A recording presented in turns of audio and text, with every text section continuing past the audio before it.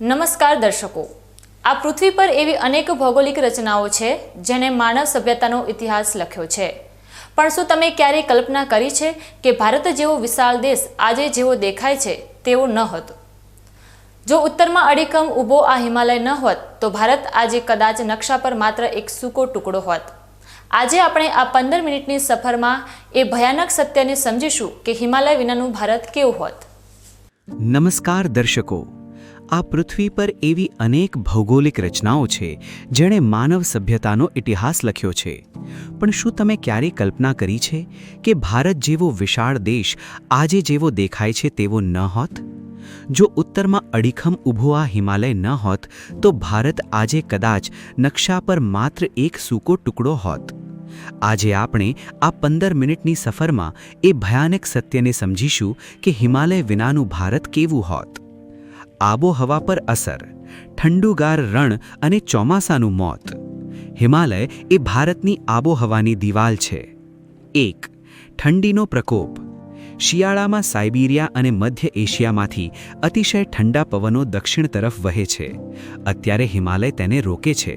જો તે ન હોત તો દિલ્હી, પંજાબ, રાજસ્થાન અને ગુજરાતમાં શિયાળામાં તાપમાન -30 ડિગ્રી સુધી જઈ શકતું. આપણું ગુજરાત આજે જેવું લીલુંછમ છે તે કદાચ બરફનું રણ હોત. 2. ચોમાસાનું ગણિત. ભારતની જીવાદોરી ચોમાસું છે. અરબી સમુદ્ર અને બંગાળની ખાડીમાંથી આવતા ભેજવાળા પવનો હિમાલય સાથે અથડાઈને ભારતમાં વરસાદ આપે છે. હિમાલય વિના આ પવનો સીધા તિબેટ તરફ વહી જાત. પરિણામ, આખું ભારત આજે થારના રણ જેવું સૂકું અને ખેતી વિહોણું હોત. આર્થિક પાસું. નદીઓનો નાશ અને અન્નની અછત. ભારતની અર્થવ્યવસ્થા ખેતી અને નદીઓ પર ટકી છે. નદીઓનો નાશ. ગંગા, યમુના, બ્રહ્મપુત્રા અને સિંધુ જેવી બારેમાસ વહેતી નદીઓ હિમાલયના ગ્લેશિયરથી જીવંત છે.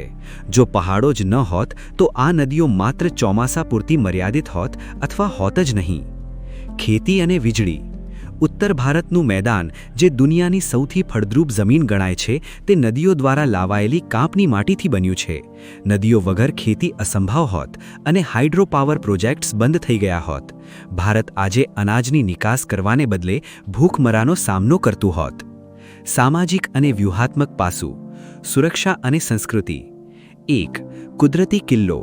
પ્રાચીન સમયથી હિમાલયે આપણને વિદેશી આક્રમણકારીઓથી બચાવ્યા છે. ચીન કે મધ્ય એશિયાના શક્તિશાળી સામ્રાજ્યો માટે હિમાલય પાર કરવો અશક્ય હતો.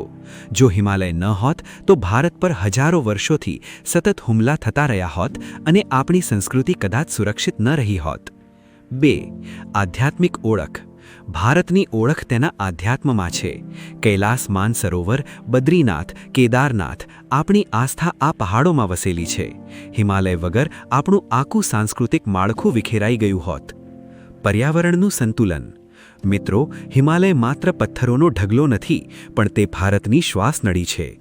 તે આપણને પાણી આપે છે, અનાજ આપે છે અને શત્રુઓથી બચાવે છે. પર્વતરાજ હિમાલય એ કુદરતનું ભારતને આપેલું સૌથી અમૂલ્ય વરદાન છે. જો તે ન હોત તો આપણે પણ ન હોત. માટે જ હિમાલયનું સંરક્ષણ એ માત્ર પર્યાવરણનો પ્રશ્ન નથી, પણ આપણા અસ્તિત્વનો પ્રશ્ન છે.